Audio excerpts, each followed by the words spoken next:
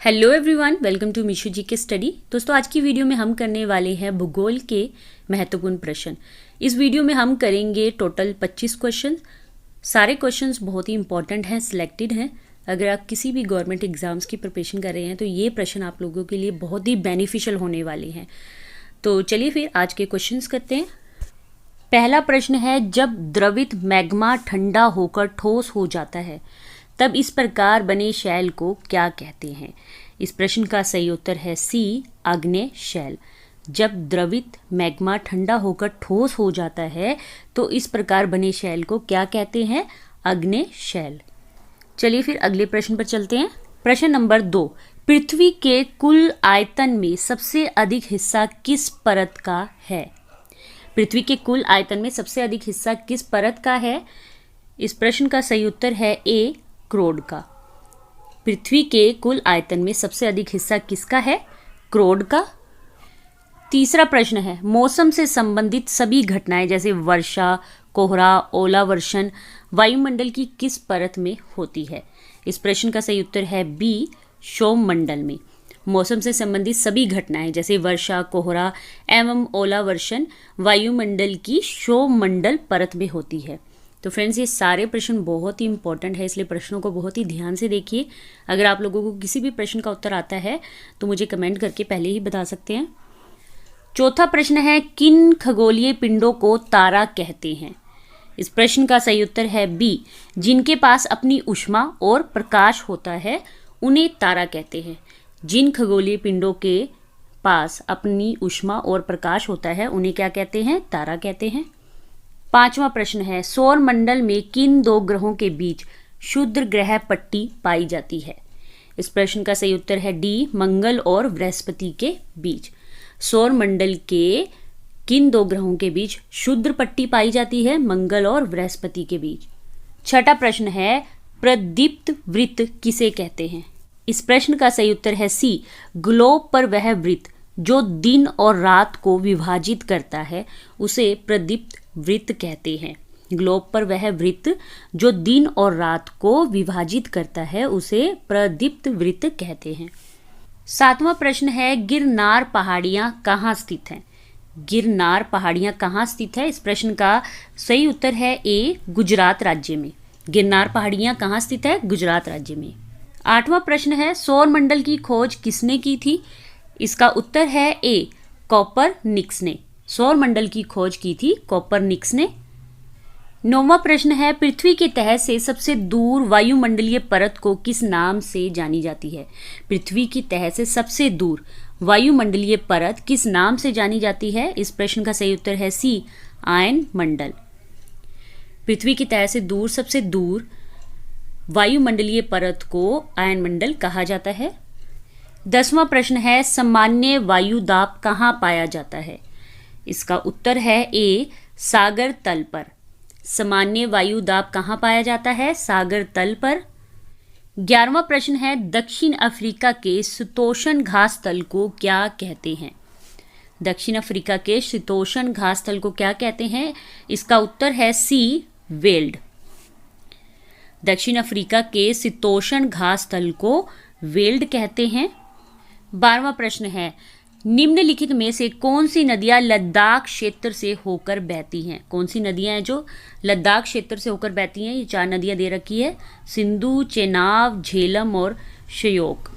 इन चारों में से कौन सी नदियां हैं जो लद्दाख क्षेत्र से होकर बहती हैं? एक बार हम ऑप्शन देख लेते हैं।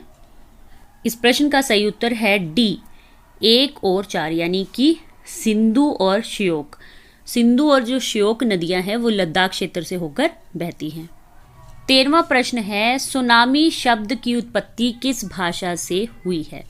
इसका उत्तर है डी, जापानी भाषा से। सुनामी शब्द की उत्पत्ति जापानी भाषा से हुई थी।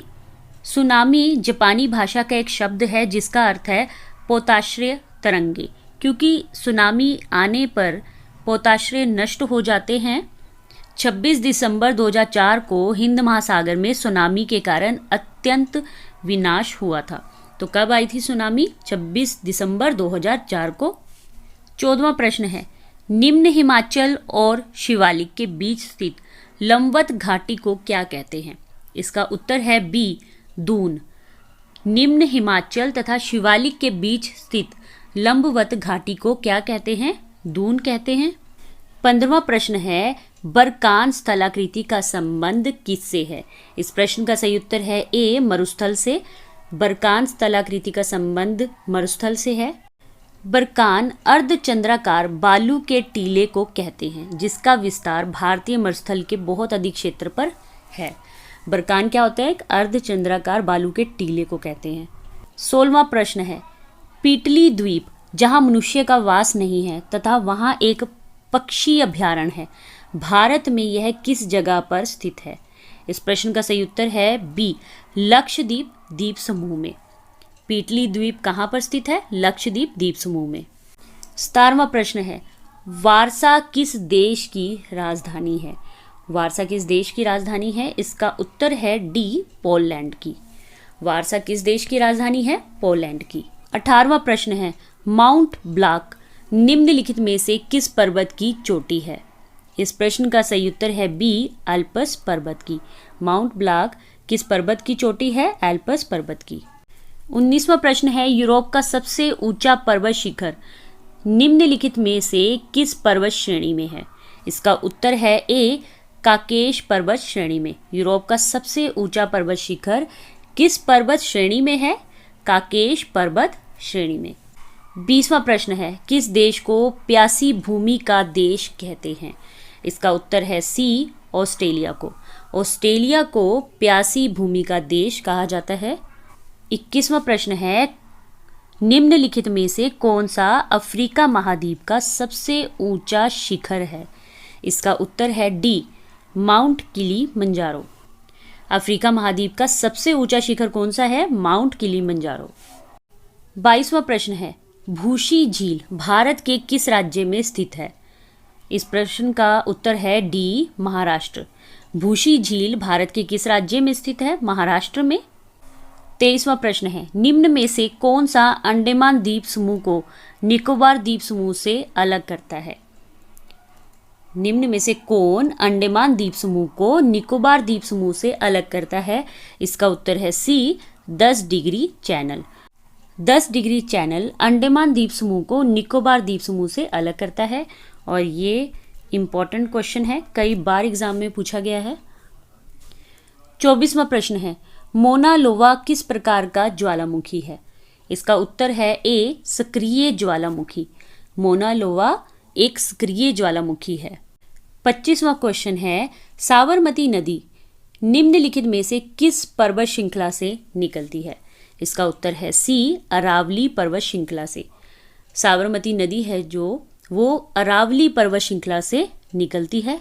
तो दोस्तों ये थे आज के 25 भूगोल के प्रश्न। सारे प्रश्न बहुत ही इंपॉर्टेंट हैं, सिलेक्टेड हैं। मैंने ज़्यादातर एनसीईआरटी के क्वेश्चन लिए थे। आशा करती हूँ कि आप लोगों को प्रश्न अच्छे लगे होंगे। अगर आप लोगों को प्रश्न अच्छे लगे हैं तो प्लीज़ इसे लाइक ज़रूर कीजिए। जो भी दोस्त आपके गवर्नमेंट एग्जाम्स की प्रिपरेशन कर रहे हैं उनके साथ इस वीडियो को शेयर जरूर कीजिए। चैनल पर नए हैं तो चैनल को सब्सक्राइब करना भी मत भूलिए। मिलेंगे नेक्स्ट वीडियो में और भी बेहतरीन और महत्वपूर्ण प्रश्नों के साथ। ऐसे ही अपनी तैयारी करते रहिए। जय हिंद, जय भारत।